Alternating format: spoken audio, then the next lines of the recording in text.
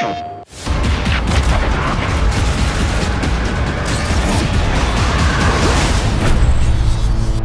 are so excited for fans to get their hands on the first DLC of the season. We've been listening to your feedback, and we have so much more to come. We've got 4 intense maps and a brand new zombie experience.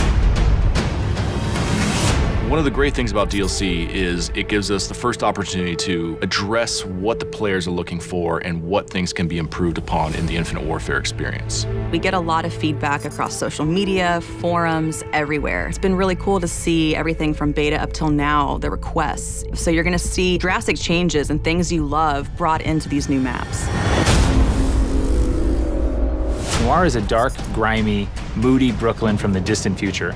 On one side, you spawn under the Brooklyn Bridge, which is kind of gritty. And then the exact opposite side of the map, it's a little bit nicer. There's cafes and parks. And then in the middle, it's just a war zone. Neon is a virtual training simulator for urban warfare. It's a Z-shaped map with a long sight line down the middle, a high B point up on a ledge, and a close quarters area in a nightclub in the 3rd lane. When you run around, cars will generate players. When they die, they will dissolve into a mess of polygons. It's a very interesting and fun space to be in. One of the maps in DLC 1 that we are pretty excited about is called Renaissance. It takes place in Venice. It's a very tight quarters, very fast gameplay. If you like to snipe, you're gonna love the church lane. If you like to run and gun with your shotgun or your SMG, you're gonna love skating through the interiors and engaging players. And if you're a mobile mid-ranger, you're gonna love taking your assault rifle onto the streets.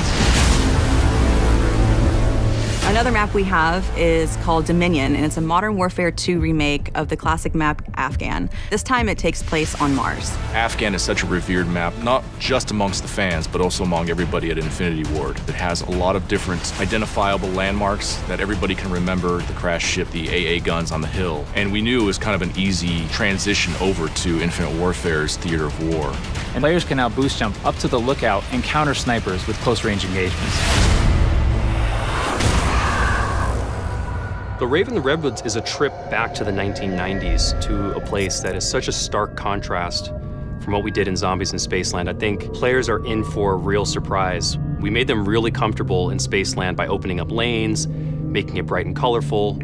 This is really a horror film brought to life in a video game form. It's going to blow people's minds. After getting sucked out of Zombies in Spaceland, our 4 characters appear in a cabin. They wake up kind of groggy. They kind of realize that they're maybe in the 90s now. As you explore outside of the cabin, you find out that you're actually in an abandoned camp that's been kind of taken over by a few hundred raver kids that are throwing an all-night rave party in the middle of the woods. The level has this dark, foreboding, kind of spooky vibe, and then the world comes alive.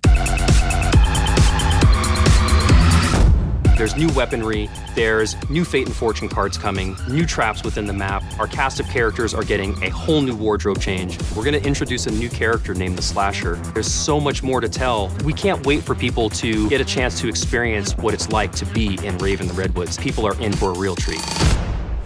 All of the devs here at Infinity Ward cannot wait for our fans to get their hands on the new content. The weapons, the quests, there's so much going into it. Fans are going to be super excited. Call of Duty Infinite Warfare DLC 1 pack will be available January 31st, first on PS4.